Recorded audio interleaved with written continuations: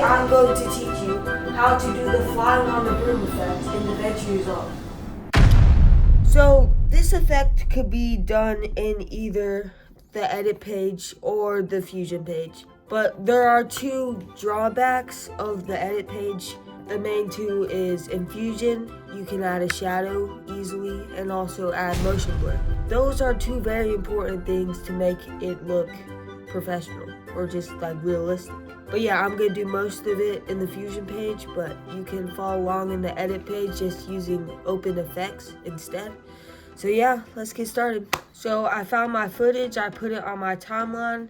First thing we gotta do is key the green screens. I already have a video on this actually, so click right there if you don't know how to do that already. After you key the green screen, drag in your background, which I have this thing. So drag in your background, and after you drag in your background, blur the background using box blur. Turn the thing up to 6 and bring this way down to when you can barely see it. That's probably good. Alright, now match the color to the background.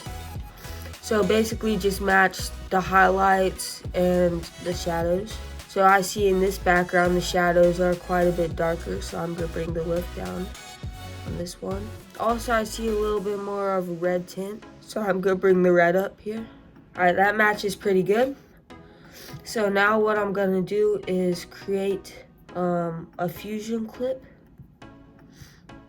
by selecting it, right click, and press new fusion clip. Go to fusion, and now I'm going to rename them.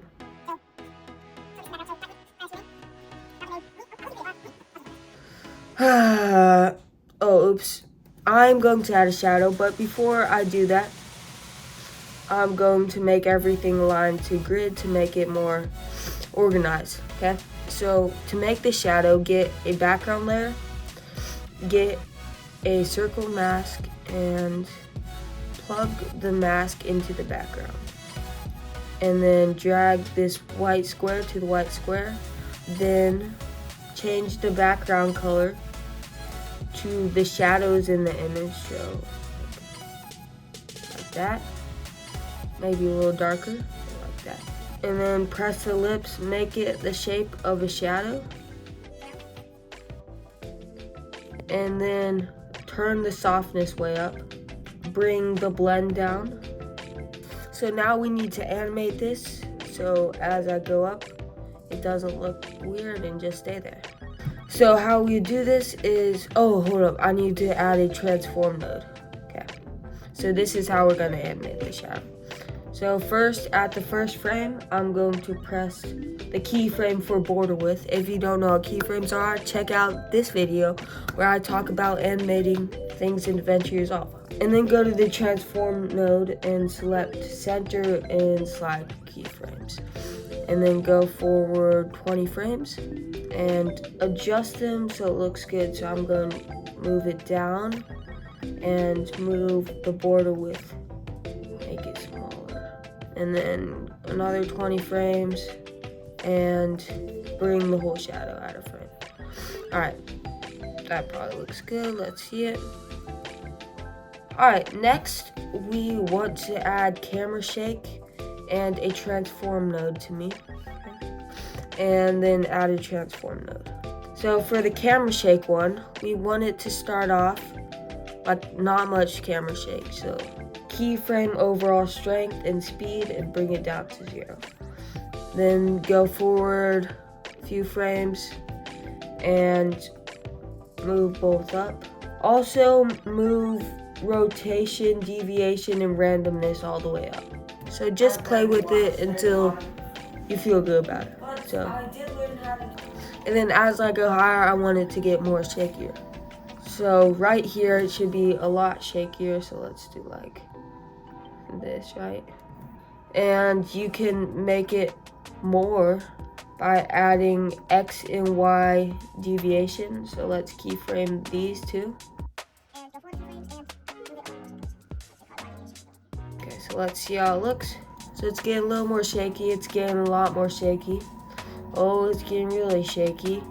and then I'm gonna make it full. Okay, that's what the transform mode is here for. I want it to look like this at the beginning, so press the keyframe for center and size, and then at the ends I want it to be a little smaller and a little higher. Another thing I'm going to do is I'm gonna make it turn and stuff a little bit before it falls. So let's do that real quick.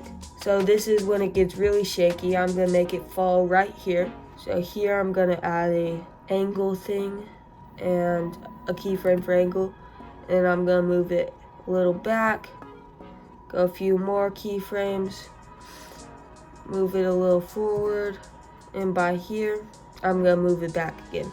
And at this keyframe, I'm gonna make it fall. So just move the Y way down there. That looks horrible because, first of all, this is too close. These two keyframes with the rotation. So I'm gonna put this back a little bit.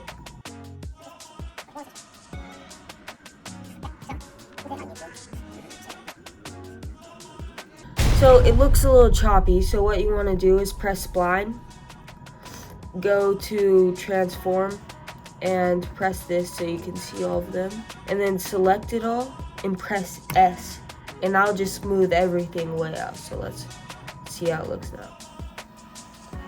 So the S should smooth it out. That helps a whole bunch.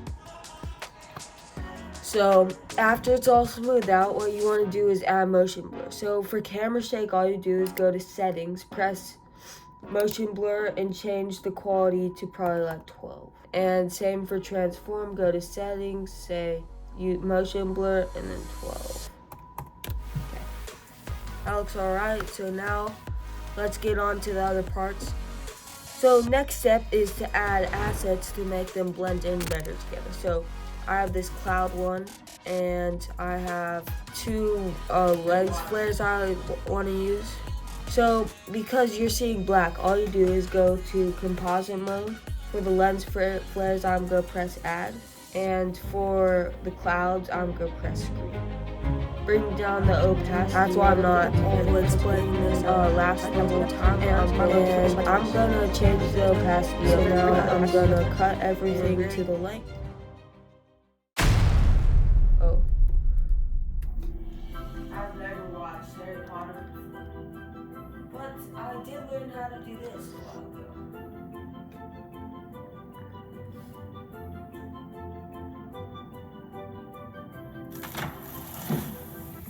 That actually looks really good. Thank you so much for watching this video of mine. Please remember to like and subscribe and comment beans.